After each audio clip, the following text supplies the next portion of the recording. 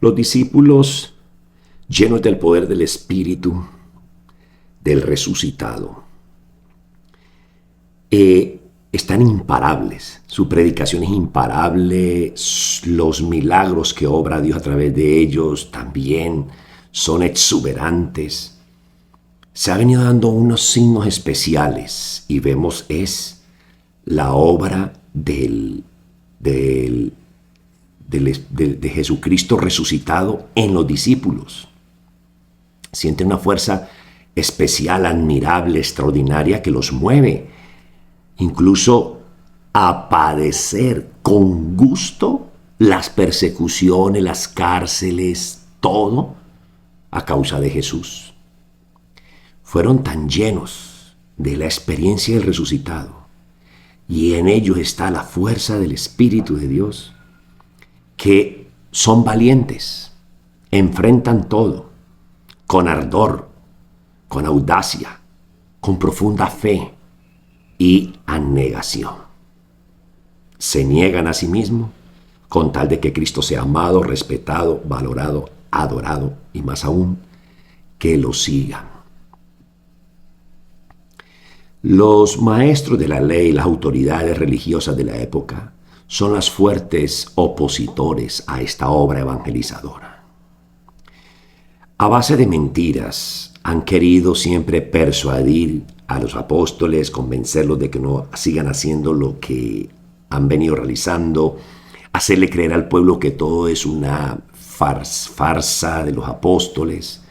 Y miremos cómo cuando Jesús resucita, ¿cuál es la farsa que inventan ellos? Que el cadáver o el cuerpo de Jesús se lo robaron los apóstoles. ¿Y quién eran los testigos? Los testigos eran los soldados, pero los soldados están dormidos.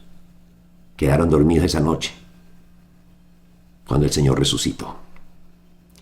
Entonces observamos que es una tras otra difamación o calumnia, mentiras, que inventan los líderes religiosos de la época para no aceptar que Jesús resucitó, que es el Mesías y que por ello en ellos obra ese poder del resucitado.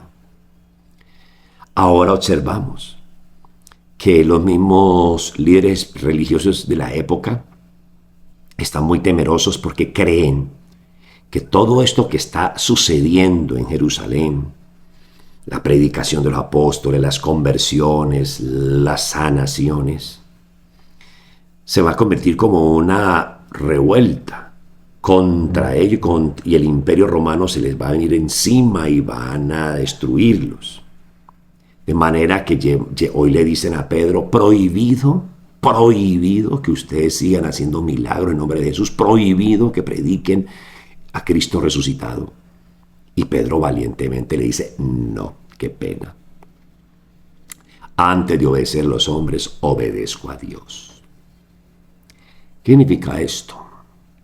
Significa que nosotros no podemos ni debemos obedecer a esas leyes injustas que inventan. Hoy por hoy vemos en nuestros países cómo cada día más se legalizan circunstancias que no es adecuado. Ahí nosotros no podemos ser partidarios ni estar a favor de esas realidades, como por ejemplo el aborto. En Colombia el aborto legalmente ha avanzado en sus leyes para tener total permisividad, autorización para poder abortar. Y así está en muchos países. Son leyes humanas, son leyes diabólicas, son leyes inventadas por el ser humano, pero sabemos que detrás de esto está el mal, que quiere fomentar el crimen, la muerte, destruir inocentes en los vientres maternos, todo con una conservación de la natalidad, conservación de la persona y raza humana, que no se alcance demográficamente, el número no avance. Para poder controlar detrás de eso hay grandes maquinarias que, sabiendo de que si pueden colocarle fin a la vida, control de natalidad, pueden gobernar y pueden manipular todos unos fines económicos. Todos son fines de poder. E inventan estas leyes bajo el pretexto de que cada cual es dueño de su cuerpo, muy bien, dueño del cuerpo. Pero dentro de esa mujer hay otro cuerpo que no es la mujer dueña de ese cuerpo.